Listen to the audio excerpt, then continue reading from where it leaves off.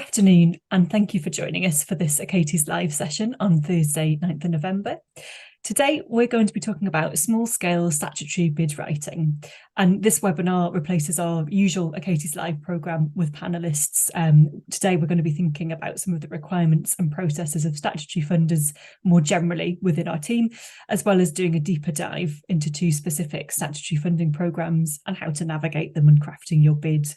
And we hope this session will give you some useful pointers for any other statutory applications your organisation is putting together as well. So my name's Phoebe Walker. I'm a senior consultant here at Achates, and I'm really pleased to also introduce my colleague and Achates Development Manager, Cordelia Millwood. Hi, Cordelia. Hi, Phoebe. And we're going to be talking through some smaller statutory funders and funding pots today and sharing from our own experiences in applying to these kinds of funds.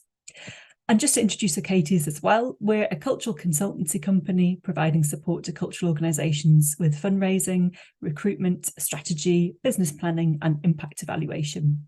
We take our name from Greek and Roman mythology. Achates was the close friend and loyal advisor to the Trojan hero Aeneas, so we think our name quite neatly describes the relationship that we offer to our clients within the cultural sector. And these sessions, Achates Live, it was set up to really support the sector, bringing fundraisers and other arts professionals together to discuss key topics and enable you to help and support each other. And whilst we obviously acknowledge that Achates doesn't necessarily have all the answers, what we definitely do have is an overview of the sector, and we're incredibly passionate about using this perspective and our role in a supportive way. And the final thing to say is that all of the information we're sharing in today's session is correct at the time of broadcast. So statutory funding, and when we talk about statutory funding, we are referring at a basic level to funding that derives from government sources. This can include, for example, funding from central government departments and ministries, such as the Levelling Up Fund, Shared Prosperity Fund, Community Ownership Fund, all things that you've probably been hearing about recently. It also includes local authority funding via city, town or county councils, and grants made by non-departmental public bodies and agencies such as Arts Council England, National Lottery Community Fund and Heritage Lottery Fund. And just as a little side note on those particular funders, it's worth flagging that for some or all of their funding programmes, the money they distribute is raised from the sale of National Lottery tickets, supplemented by unclaimed prizes and interest. And since 1994, the National Lottery has raised over £43 billion for causes that include arts, heritage and sport, as well as health, education and the environment. Statutory funding also includes international funding from institutions like the European Union, so think of the Horizon Europe Fund, for example, and the UN, so the UN Democracy Fund is another example there. And statutory grants can be multi-million pound, multi-year agreements. They can be for a few hundred or £1,000, depending on the funder, the programme and the project. And statutory funding, it does remain an important component in an ever more challenging fundraising landscape. The NCVO's 2022 Almanac reported that statutory income made up 26% of the voluntary sector's overall income. And although this does represent actually the lowest proportion of statutory income for the sector since 2004 and 5, nevertheless remains a hugely valuable source of often multi-year income for arts and cultural and other organisations. That's particularly the case when we think about funders such as Arts Council, National Lottery Heritage Fund and the British Council. But today we are going to be talking about lower level statutory grants. And lower level is obviously a relative term, but essentially we'll be thinking about things to bear in mind when applying for grants of £30,000 or less. If you're completely new to statutory fundraising or grant fundraising in general, we're going to try and give you an overview of key things to know and key things to have in place before you think about applying and once you've actually got started on the process. And we're going to be looking in more detail at two particular programmes: Arts Council England's smaller National Lottery Project Grants programme and National Lottery Community Fund's Awards for All programme, which offer funding up to the level of £30,000 and £20,000 respectively. So before we think about the application process itself, we wanted to share a few thoughts about how you know that you're ready to apply for a statutory grant, what you will need to have in place within your organisation or as an individual applicant in order to put yourself in the best possible position to secure funds. So first off, you'll have a really clear idea of the specific project or program for which you require funding, or you'll have a clear overall organizational case, say, to make for why you need that support. You'll have a sense of the cost of this work, not necessarily in really granular detail, but you'll have a sense of what it's going to cost you to deliver the project you want to deliver, and also a sense of what your actual and potential sources of income for that work will be, whether you want that to be supplied in full by the grant that you'd be applying for, or whether you'll have other income sources contributing to that, which might be, for example, ticket sales if you're delivering an event. You might have private funding contributions from trusts and foundations or from individuals. You might have contributions from your core income, things like that. And for the funders that we're discussing today, you can also include in-kind support as part of your project's income. So if you've got people who are giving their time for free for your project, or you've got space hire being offered for free or at a discounted rate, that can count as well. You'll have a sense of a time frame for when you want to deliver the project. And obviously that can include kind of your planning stage, not just kind of diving directly into delivery. And it can include the kind of the wind up phase as well. So when you're thinking about perhaps evaluation, things like that. A really important one, you know who the project is for. So the groups and communities that your delivery is intending to reach, intending to work with, the specific audiences that you want to engage. And we're going to be talking about kind of the groups that your work is targeting and the audiences in more detail a bit later on as well. And also you'll have a sense of any partners that you'll be working with on this project, other organisations, individuals, experts, anything like that. And if you can answer all of those questions, more or less, you are nominally in a good position to be able to start working on an application.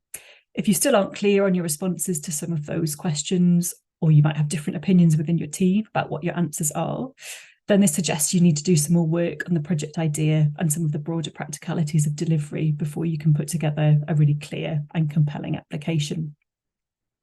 And so if we're thinking about kind of moving on to the application process itself, just a really important thing to note about statutory funders is that they are looking for the work that they fund to help them fulfil their own statutory obligations and objectives.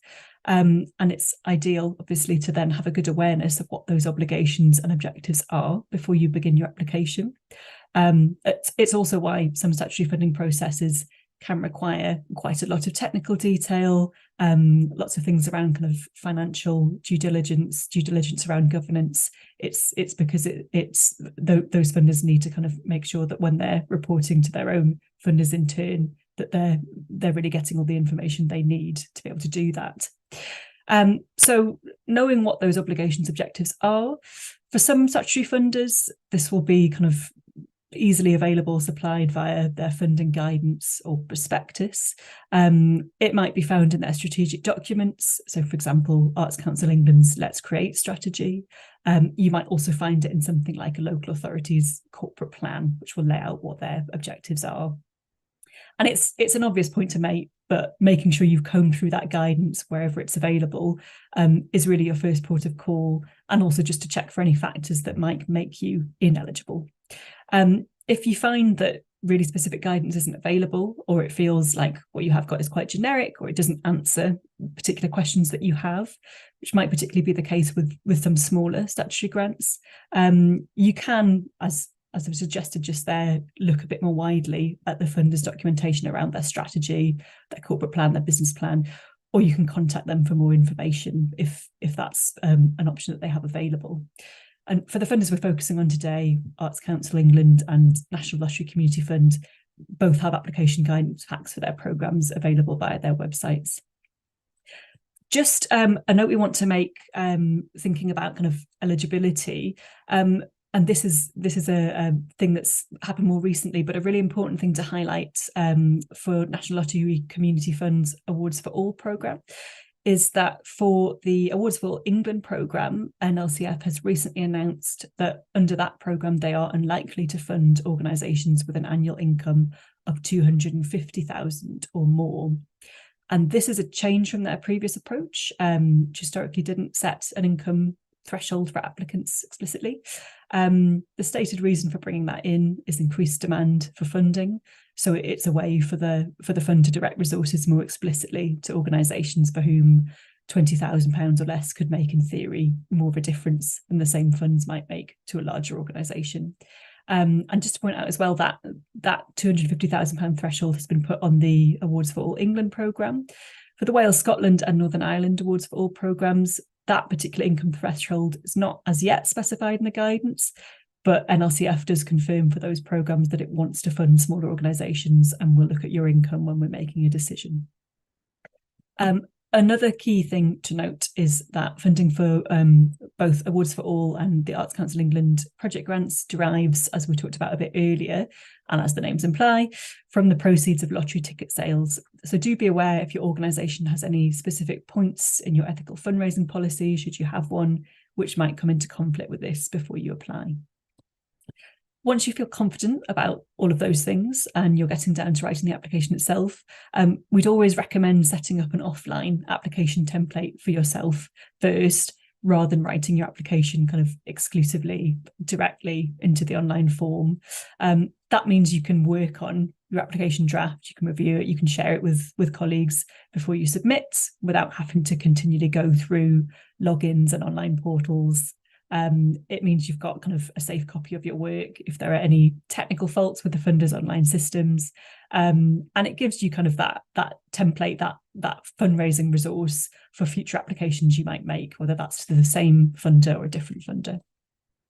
And just in terms of setting up those templates, for Arts Council project grants, full application questions are provided in the under 30,000 project grants guidance. And for Awards for All, you can view those application questions once you create a basic online account, so you can then copy them into Word or however you want to do it. Just a couple of other practical things about kind of both these funders and statutory funders more generally before we go into some detail on specific programmes. So Arts Council and National Lottery Community Funds and most statutory funders will want to see supporting documents as part of an application. And these commonly include your latest independently examined or audited accounts, if you are required to provide accounts, your governing document, again, if that's applicable, potentially your safeguarding policy, if it's relevant to the work that you're applying for. Some of this obviously depends on how your organisation is constituted, if you are an organisation, and guidance should be available on what you need to provide, but just being aware that you'll need to assemble that kind of info so you're not scrambling for those attachments when you're trying to submit. And worth pointing out as well, some statutory funders, including National Lottery Community Fund, will also ask for referee details when you're submitting a project bid. So again, have contacts in mind for those referees, ask their permission before you submit. That could be a participant in your work, a volunteer, a previous funder, a delivery partner, could be a local councillor or other official who knows your organisation and knows your work. And another really obvious one, when you're uploading your work to the online form or portal, do just remember to save really, really frequently. It's caught us all out at times, and it just will save a lot of heartache if you're saving frequently when you're putting that content in. So that is some more general information about statutory funders, things to think about before you apply. And now we'd like to hone in detail on the two funding programmes we've been referring to throughout. And I'm going to stop talking for a bit and let Cordelia talk about Arts Council England's National Lottery Project Grants under £30,000 programme. Over to you, Cordelia. Thank you, Phoebe. That was a really good overview. So now to be a little bit more specific about the Arts Council National Lottery Project Grants. So many of you, of course, will know Arts Council is the national development agency for creativity and culture in England, distributing funds from the government and from National Lottery to organisations and to individuals. Arts Council's National Lottery Project Grants is the most popular funding stream, supporting creative and cultural projects that benefit people in England, and being specific about projects, and I'll come on to that in a bit. But today, specifically, we're going to be looking at applications under £30,000, which is a separate process to applications for more. than that. And you may have seen that this month, Arts Council England updated their application process for grants under 30k. So we thought it was quite a good moment to talk about the application process and how to make your project stand out.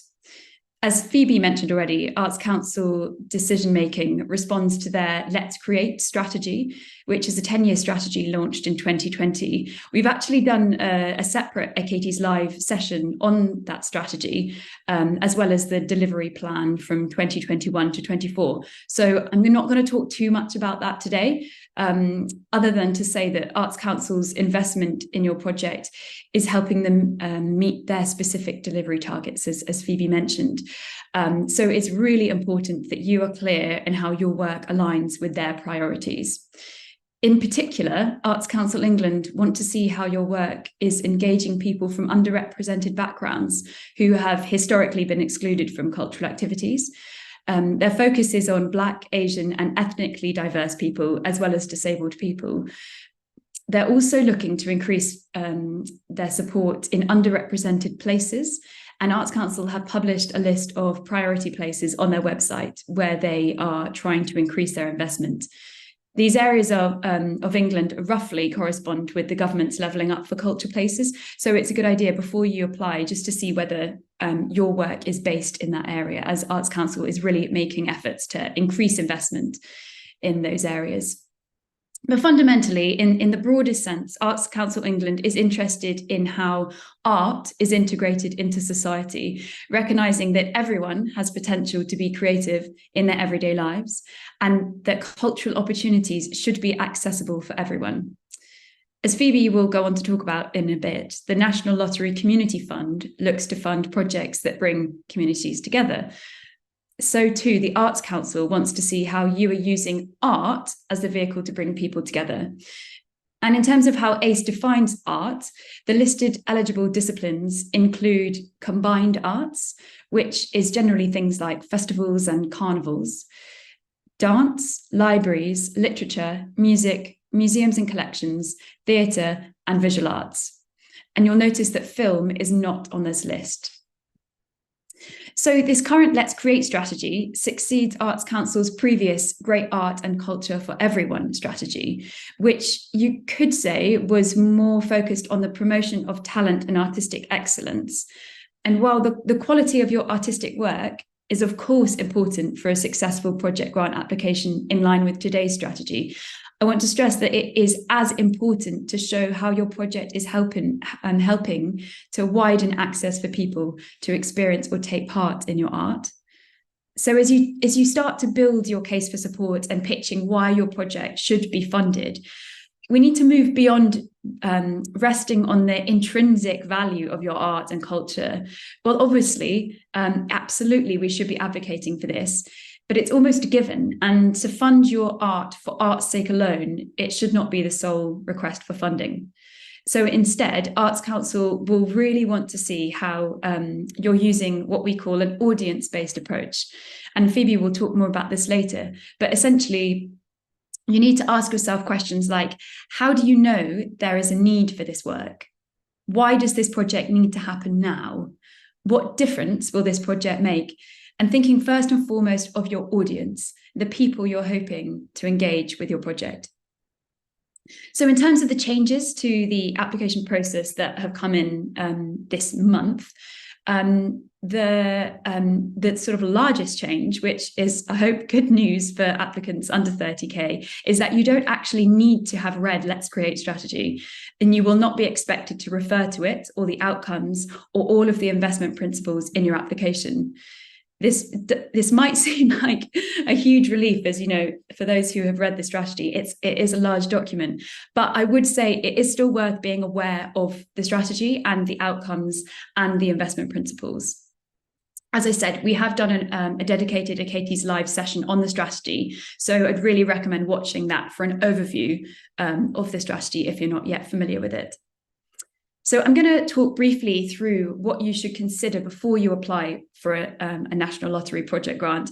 And then I'm going to give some tips on how to make your application stand out. So before you apply, you need to register on Grantium. This is Arts Council's application portal. It's where you need to submit your application. And I feel like I can't stress enough, it is not a straightforward or intuitive platform. So I'd really recommend getting familiar with it before you come to submitting your application. So the difference between project grants and Arts Council's other funding streams is that this is for a time-limited project. So, for example, you might be developing and delivering an event or a production, an exhibition or a series of workshops. And you might also be wanting to apply for research and development for a project if there's a clear end goal. I mean, obviously, project grant, it's in the name, but this is not for ongoing support for your organisation. And Arts Council will want to see a really clear start and end date to your project and clear outcomes as to what you're hoping to achieve by the end of the funding period. It is worth noting that project grant funding can be used for projects lasting up to 3 years. And of course, if you're a smaller organisation, it might be that your core activity in itself can be considered a project, but it's really worth considering that kind of start and end date. So when you think about when you need the money to come in before you apply, you need to work this into your project planning. You can't apply for funding retrospectively to pay for activity that's already happened. And considering that decisions on project grant applications for £30,000 or less, it can take up to 8 weeks to get that decision. So you need to really bear this in mind when you're planning.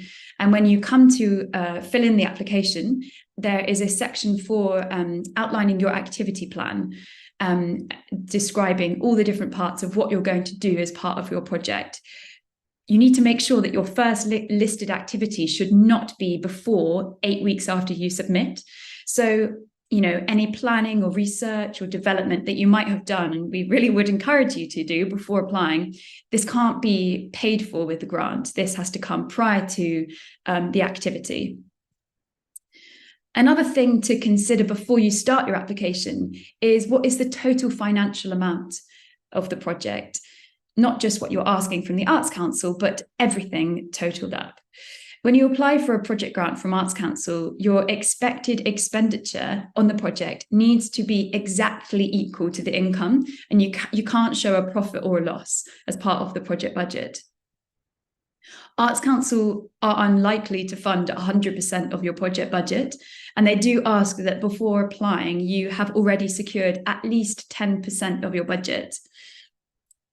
It's also worth saying that before applying, I really urge you to think about who else you've involved in your project planning, both in terms of partners you might help, who might be helping you deliver the project, such as venues or freelance artists or creative practitioners, but also in terms of your audiences that you might have already spoken to who could really help you develop the project. When you come to complete your application, you'll be asked to list your partners and what their role is. And I'd encourage you to really think as broadly as possible with this, involving everyone who's involved in this project. The assessor will want to see that most of these partners are already confirmed when you apply. So make sure that it's realistic and not just speculative. Your confirmed partners not only show an endorsement for your project, that other people are invested in and they want to be part of this, and be part of your project, but it also recognizes that you aren't the expert at everything, and you're not expected to be either. A well-managed project will have a range of partners providing different expertise. Working with partners outside of the arts, I recommend is a really good idea, particularly in terms of funding those finding those key stakeholders who might help you to reach your target audiences. To put in a really strong application, Arts Council will want to see how you can evidence there's a need for your work. And I suppose the best place to prove there is a need is by speaking directly to the people you're hoping to reach, showing evidence that you can first of all articulate who your work is for, and secondly, that you understand their needs. This will really strengthen your application. Your case for support needs to be based on evidence and not just assumptions. So keep challenging yourself. How do you know there is a need for this project?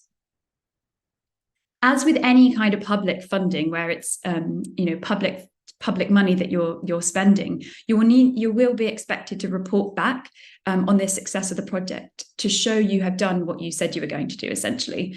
You will need to, as part of the project grant process, if you are successful with your application, you will need to submit a final report before you receive your final grant payment. So I say this, so when you are planning your project, before you even come to apply, you need to think about how you're going to evaluate your work. And that's really important. So in terms of the application questions and how to make your work stand out, the bulk of the application is framed around 3 key questions. And these have changed in the last month. I just want to reiterate, they have updated the application process as of November. But the 3 key questions that you'll be asked to respond to is 1, describe the work, pretty basic. 2, what led you to do this project now? And 3, how will you know if you've achieved what you set out to do? As Phoebe's mentioned already, to answer these questions well, you need to really clearly articulate who your project is for and have the evidence of the change that your project will make to that specific group. You need to be really specific about who it is. And the more detail you can include, the better, to clearly show you have a deep understanding of the needs of your target audiences. You should also emphasize your track record to highlight your experience delivering similar work. This is about backing up your argument with named examples to show you have a really clear plan for how you're going to achieve what you set out to do. And be careful not to get too lost describing the context of your work and forget to explain what you'll actually be doing. It sounds really basic, but if you can be really clear on what the project will achieve with listed targets, this will really help you to articulate how you know if you've achieved what you set out to do. Another new addition to the application process as of this month is a section for you to upload 5 examples of previous work. Of course, this must be somewhat relevant to the project. So, if you've got any promo material relating to the project, or perhaps interviews with previous participants or audiences, or if there's a relevant page on your website, they're wanting to see that sort of thing.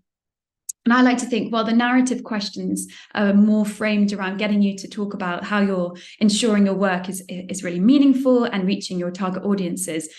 This upload section is an opportunity to show off your artistic excellence. One thing I want to flag as well is really imagine that the funder isn't going to Google your organization or you or your work, and they may have 0 prior knowledge of your work. So you need to be really clear about what it is you do.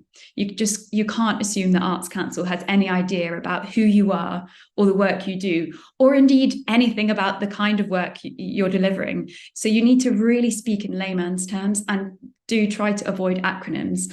When the word count is really tight, there's a real temptation to use acronyms and shortenings, but where you can, be as clear as possible as to what you mean.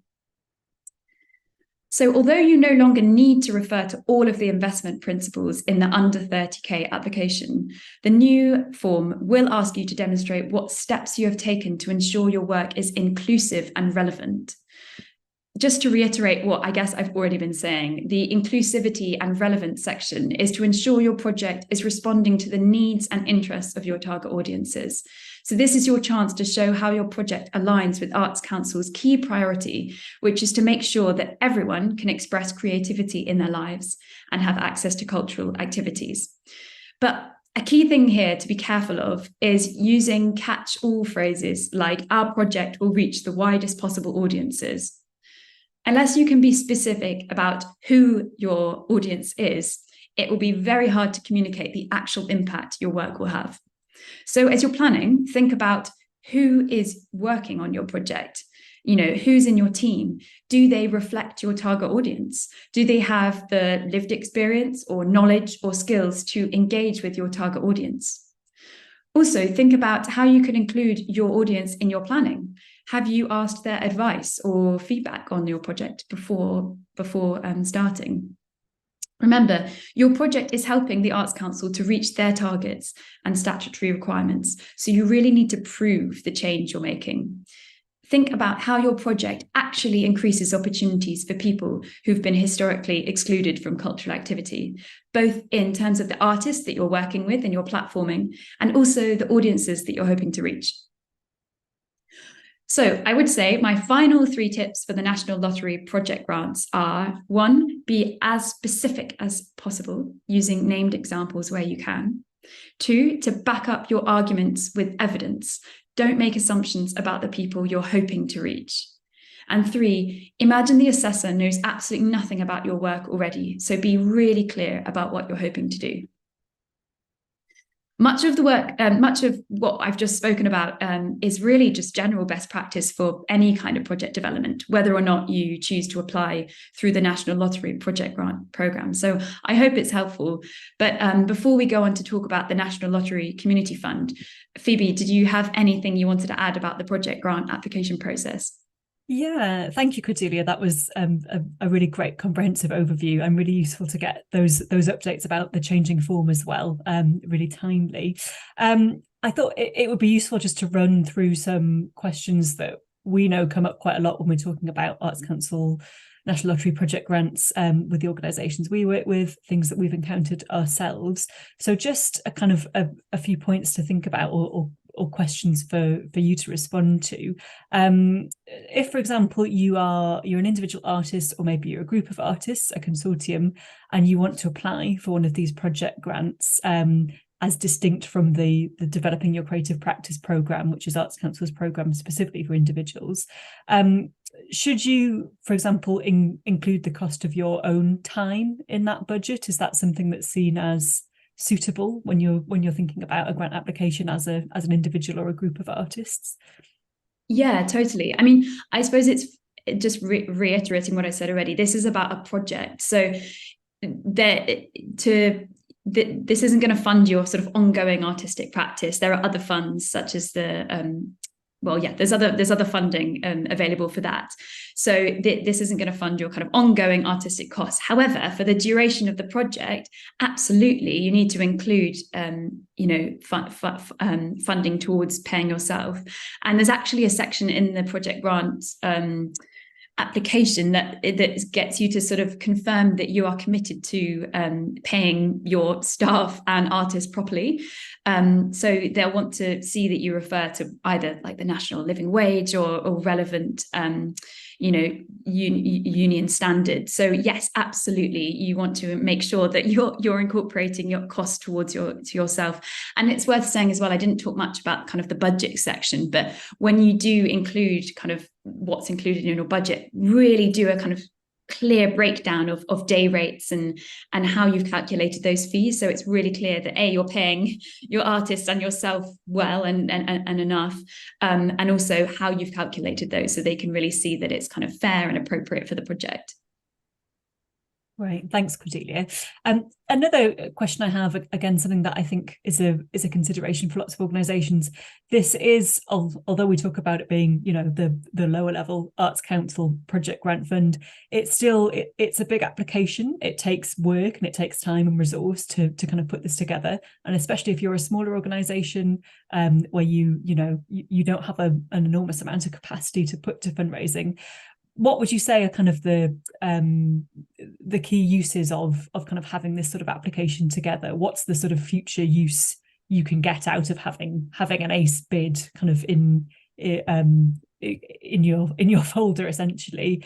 Can you kind of repurpose that content for other things? What's the kind of future life of having put together that big application, so it's not just kind of sitting there and not being used again? Yeah, totally. I mean, it's sort of what you were saying at the beginning. The advice that we're giving today is kind of best practice for any kind of funding application. And really, before you are ready to apply to either of these funds, and we'll come on to the lottery fund in a bit, is making sure that you are really clear on your project. So, it first and foremost, sort of who your audience are, the change that you're making, that's the most fundamental kind of piece that you want to have in place first. And then it's how does this align with the funders? So obviously to be successful with these funds, you need to really clearly align with their priorities, but that shouldn't compromise what you are wanting to do and the change that you're wanting to make. So I think, yeah, totally. Because the statutory funding, as you mentioned, is quite a lot of work to put in these applications. They could absolutely be repositioned for other funding, whether that's your kind of marketing material or, approaches to an individual donor or a crowdfunder, the wording that goes on your crowdfunding page, whatever it might be. Absolutely, it's kind of hopefully the questions that the Arts Council are asking as questions you should be asking yourself anyway. There's sort of why now? How are you going to evaluate this? So absolutely, it should hopefully provide a kind of really useful resource that can be kind of repositioned elsewhere. Great, thank you. And another question, I think maybe particularly for organisations who perhaps haven't applied to Arts Council before and just are, don't have familiarity with the organisation. What are the sort of the lines of communication like? If you're a smaller organisation, if you're an individual, if you don't have a history with Arts Council, if you're not an MPO, can you speak to someone at Arts Council before you submit your application or through the process? What's the communication channel like? Yeah, I mean, the first sort of place they recommend you get in touch is it's customer services, I suppose you call it, which is generally for kind of technical questions. And I think if there is a specific question, they're not going to give you advice on how to put in the best application. It's more about technical kind of, am I eligible? Can I apply for this, etc. They might forward it on to a regional relationship manager to have a kind of further conversation, but that's not kind of common. That's not necessarily, that might not necessarily be what happens. But it is also worth saying, kind of reiterating, if you are delivering work in a priority place, or you are an organisation that's led by an underrepresented group, they are more likely to have a conversation because that's where their priority is, and they recognise that they have not historically been investing funding in those areas. So it is worth having, putting in an email to the customer services, and it might get directed to someone, but there isn't a formal kind of a support that they can give in advance, which is why, having these conversations is so important. Yeah, definitely. Thanks, Cordelia. And just one final thing to think about, because I know it's something that I've been talking about with a few organisations recently. If you're putting in project grant applications at this level and you're getting rejected, you're getting feedback, but it doesn't necessarily flag that a big central issue, you're resubmitting and you're still not getting through. What kind of, from your experience, is a good course of action? Does it just mean that, Arts Council isn't for you? You should kind of shelve that and think about other funders? Is it kind of really taking your application apart again? Just sort of what again, from your experience, is sort of a good course there, so you're not sort of continually using resource on reapplying to Arts Council if you feel like things just aren't working there. Yeah, and it can be really frustrating. The feedback on a rejected application is substantial. There's not a huge amount, and often it can just be there was competition for funds, and we went with someone else this time. So it can be really frustrating. But yeah, I think it is that kind of constant why now? What is this? What is the change that this project is doing? It might be that it's just a slight better articulation of who is this really for, and why do we need to do this now? I think the more specific you can be, and the more you can really list named examples and have that, I always think that the kind of confirmed partner list, if you can show a really broad spectrum, a really kind of informed group of people who are working on this project, that can really support you to resubmit. On the other hand, it is not the be all and end all. And I would encourage you to, if this project really is something that you're wanting to deliver, that there are lots of other, funders out there. And actually Arts Council, you can go around in circles. And I mean, Phoebe, will be really interesting for you to talk about the community fund, which perhaps a few arts organisations haven't considered. So it's about keeping your doors open and not kind of resting everything on the Arts Council. As we know, it is incredibly competitive. I think the last time I checked, the project grant success rate was something like 20%. So, you know, it is still an incredibly competitive environment, and you shouldn't be disheartened about not being successful. Yeah, thanks, Cordelia. I think, yeah, it's a really, really important point to remember that many, many excellent applications, proposals for great work will not succeed, not because they're not good, just because there is such enormous competition. And as we've said, kind of when these types of funders are looking very closely at their own obligations, some things will just inevitably not make that final funding decision. Thank you. I'm going to move on now to talk about our second smaller statutory funding programme, which is National Lottery Community Fund's Awards for All programme. So this, the National Lottery Community Fund, it operates a range of grant programmes which cover the whole of the UK. Some of the programmes are time limited or one-off, others are rolling. And Awards for All is a rolling grants programme for voluntary and community organisations. And that is just organisations, individual applicants are not eligible to apply for this programme. And it covers England, Scotland, Wales and Northern Ireland. Really important thing to note with Awards for All, we talked earlier about the change in kind of income threshold. So Awards for All really wanting to focus on smaller organisations under £250,000. Another really important thing to note, and I've mentioned it earlier, is that as of the 15th of November, the size of grants available under Awards for All is going to increase from the previous maximum of £10,000 to £20,000. And the maximum grant period will also be extended to 2 years. And so those changes haven't come in quite yet, but within a week of this broadcast, they should have. So midday, 15th of November, you will be able to access the form for £20,000 level applications via the Community Fund's website. And the current Awards for All guidance advises you to allow 16 weeks from submitting your application to knowing whether you've been successful or not.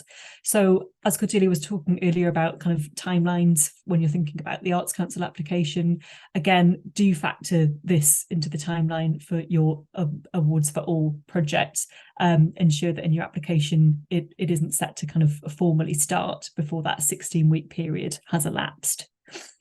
Another thing to note, you can only hold one Awards for All grant at a time, but you can apply to certain other National Lottery Community Funds while you're holding an Awards for All grant, which includes the larger funding programme reaching communities. So just important to be aware of that. And so Awards for All, it has 4 real strategic objectives, which are to bring people together to build strong relationships in and across communities, to improve the places and spaces that matter to communities, to help more people to reach their potential by supporting them at the earliest possible stage, and to support people, communities and organisations facing more demands and challenges because of the cost of living crisis. So that means for organisations in the arts and cultural sector, you need to remember that your applications to this programme are being assessed alongside a really wide, diverse range of other voluntary sector organisations, from food banks to sports charities to kind of helplines to community clubs. It's a really kind of it's a really broad base of applicants that are going to be going for this, and it's not art specific. And the key thing, obviously, from those strategic points just mentioned, the key thing about this fund is that the main aim of the work you deliver must be to strengthen your community in one of those ways just mentioned. And so that means if you are presenting an arts project or a heritage project, you have to be talking primarily about the ways in which that project has an impact on an identified community and how it will work to strengthen that community. So in this Awards for All programme, actually the creative discipline, the particular piece of artistic work that you are creating or delivering, or the heritage you're exploring, they're secondary in that sense to the community that you are working with and for, and to the impact that you are creating with and for them that they're going to benefit from. So that's a really, really important point to remember, and similar, I think, to some of the things Cordelia was talking about with Arts Council project grants too. And so when we talk about community for the National Lottery Community Fund and for Awards for All, it could refer to a community of geography, so residents of a particular area who share a particular experience or challenge in or because of that geographical location. It could refer to also a community of interest, so people who share specific experiences or characteristics. For example, people who are refugees or seeking asylum, older isolated adults, neurodiverse young people, lots of different examples there. And obviously those two kinds of communities cross over as well. And it's really important. And at Achates, we do say this a lot, and we say this right across the board, not just in thinking about fundraising, but really thinking about everything that your organisation does, that you are trying to take an audience informed approach to thinking and talking about your work. When we say audience, we mean this really holistically. So that kind of comprises your direct participants, your beneficiary service users, whatever term you might use or see being used, your artists, your staff, other funders and stakeholders, that wider network of people impacted by your work, people who engage as audience members, and kind of the wider sort of ecosystem that you're part of. All of this is kind of your audience. So an audience-informed approach is one that engages kind of deeply and kind of intelligently with those groups, whichever might be relevant to your organisation and the work that you do, knowing very clearly who they are, what their challenges and strengths are, what changes they're looking for, how they would like that change to be achieved, how they're going to be involved in making that change, all those kinds of things. Again, I think lots of similarities with what Cordelia was talking about above. But that audience kind of informed approach to thinking about your work and your project and what it's doing and who it's for, that is absolutely crucial for the Awards for All grant programme. You really need to demonstrate that you know these things, that you know the community that you are talking about, who are at the centre of your application, and you need to be able to back up how you know this. So, for example, do you have a consultation process going on with the community who this project focuses on? Do members of that group sit on, say, a project working group or a board subcommittee that you have in place, or do you have a forum which those individuals can contribute to, and you can draw on information from that? Do you perhaps have staff members or freelancers or volunteers who are representative of this community kind of working within your organisation? Things like that are all really important to think about, so that you're demonstrating your knowledge of that audience and your real understanding and awareness of why this project is so important to and for that community. And so, looking at the application itself, there are kind of three main sort of narrative questions, really. It will ask for a description of your project, an explanation of how the project meets the Awards for All programme's priorities around strengthening communities, and it will ask for an explanation of how the project involves your community. Just a caveat, obviously, because the £20,000 threshold is coming in about a week, it may be that there are changes to the specific application form and questions, but broadly we'd expect these to remain the considerations that you need to have in mind, and the types of questions that will be asked, because they still are in alignment with the Community Fund's own strategic objectives. And so those considerations, the ones I've just talked about, thinking about the group that you're working with, your audience-informed approach, taking that approach should really help you think about how best to respond to these questions. They all have fairly short answers in the Awards for All application form. It's between about 150 and 300 words. So succinct, clear information is called for. And Cordelia, I think, has talked a lot and really usefully about specificity in your responses and in your application. And again, really, really important for Awards for All, particularly when you're within such kind of tight word counts. So, for example, being able to say, we will deliver a creative project using the visual arts with 30 young people aged 18 to 25 in Salford, which is the 18th most deprived local authority area out of 317 in England, who all have experience of the immigration system. That is much more specific, and it gives a much more immediate and clear picture of what that community of interest is and community of geography is, and what the project is, rather than saying something more generic like, we're going to work with a group of diverse young people in Greater Manchester, that really lacks specificity, and it's not as clear, and it's not as kind of engaging to the assessor about kind of who the project is for and what it's going to be doing. And when, again, you consider that there's such a wide and diverse range of potential applicants to this fund, specificity and demonstrating the qualities that make your organisation and your activity distinctive is really, really key.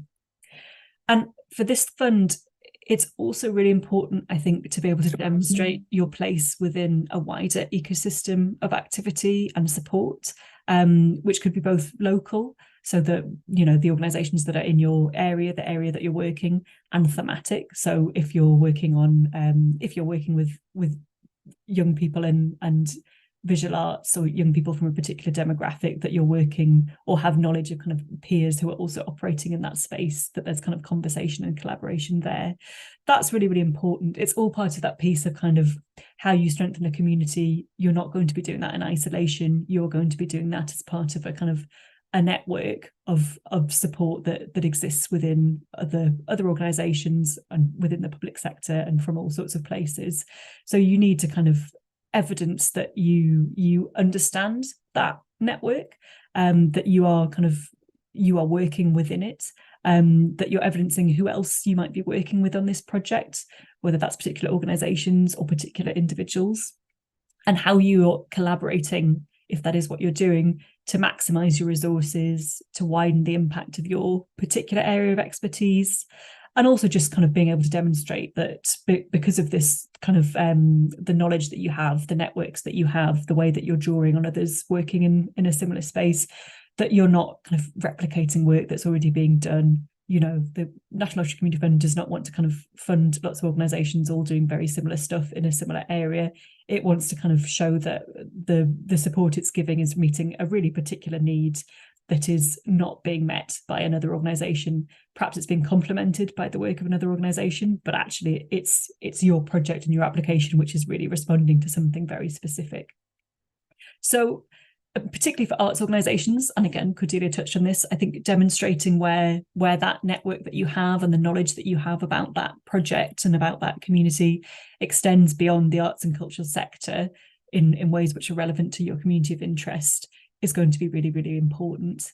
And just a couple of examples of Awards for All bids that I've kind of been involved with over the years. I think one that was an organisation's, I think it was their first bid to Awards for All, or certainly one that they submitted after, you know, a long time of not having submitted anything to National Lottery Community Fund at all, was a successful bid. And I think its success was due to its specificity. It honed in on a really small group, so a very, very specific community of interest, which was men who had experience of the immigration detention system, who wanted to create music together. It was very small in terms of beneficiary numbers, but actually the knowledge that was evidenced about that group and the close working was incredibly clear. So it was kind of responding to that point about knowing who that community was, and it was really specific in the sense of it was a discrete project that was doing very specific piece of activity, a music residency followed by a performance in a particular area. And again, in that bid, they were demonstrating how they knew about the other audiences in that particular area. So the people who would be attending this gig, what they knew about them, a little bit of consultation they'd done beforehand, some local partners that they'd worked with. It wasn't necessarily an area that they were really used to working in, so they'd worked with local partners to kind of get a better understanding of how that work might be received and who they might work with to showcase the final performance that was kind of the culmination of this residency. And it was very clear about what those what the partners, what the community group was, what the impact was going to be, what the activity was really specifically doing. It wasn't kind of massive in its scope at all. It was a short project working with a small number of people with kind of, you know, a small number of very clear outputs and outcomes. And I think it was that specificity that really, really helped it to stand out and be successful. Ultimately, it was completely clear what it was doing, who it was for, how it was working with people, and what the impact was going to be. So that kind of is an overview of Awards for All, of the Awards for All programme. Cordelia, I'm going to come back to you and see if you have anything either from your own experiences to share, or any kind of, again, some of those sort of overarching questions that it can be useful to ask about this fund. Yeah, well, I really like the example you used. And I suppose it's just thinking, an organisation who maybe has never applied to the community fund before, but has a real intention to work with a particular group. Just thinking, say this organisation it's a completely new community group they might want to work with, but they've identified that it might be that, I don't know, say it's a group of older people in the geographical area who they recognise currently aren't being engaged in arts activities, and they've got a great plan. If they've never worked with this group before, what's the advice that we'd give around kind of putting in an application for a community group that we might not actually have any experience engaging before?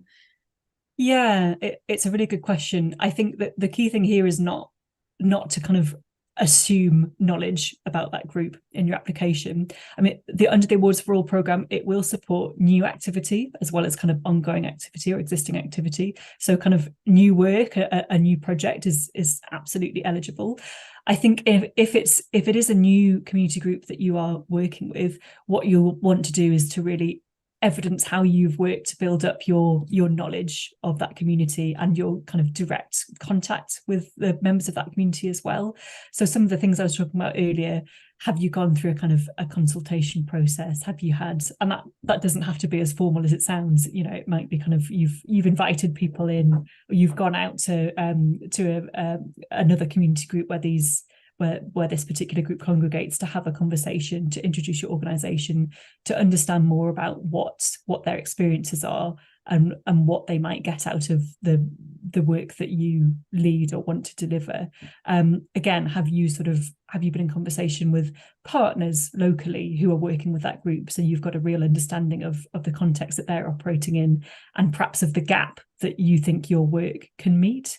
So I think it's being able to demonstrate that you have done that legwork to understand the community. You're not just saying, we're delivering this creative program and we think young people will like this, it will engage them, it'll be a good impact for them, without having any kind of really specific evidence or kind of involvement from that group of young people themselves to back that up. You need to have kind of done that work to evidence your understanding, I think. Absolutely. And it was definitely the same for the project grants.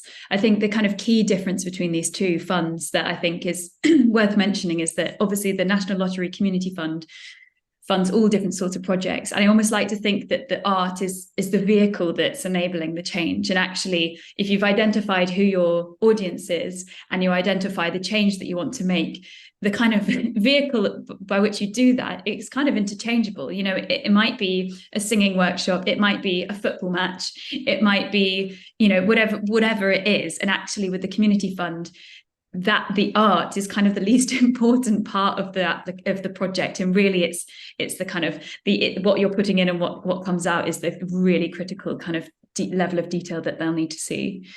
Yeah, absolutely.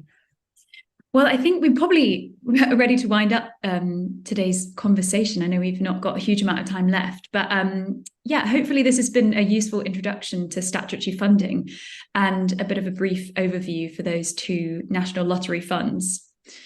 As you know, perhaps, but perhaps not, here at Achates, we offer a range of services to support organisations, including recruitment, fundraising, strategy, and organisational development. So if you've listened today and you'd like to discuss how we might be able to support you in the future, please do write to us and speak to a member of our team, or just email us at info@achates.org.uk. And finally, just to note that we'll be taking a break from Achates Live in December. So our next session will be in January. We haven't yet shared details about that, but keep your eyes on your inbox for more information. And so it just remains for me to say thank you so much for joining us today. And we look forward to seeing you again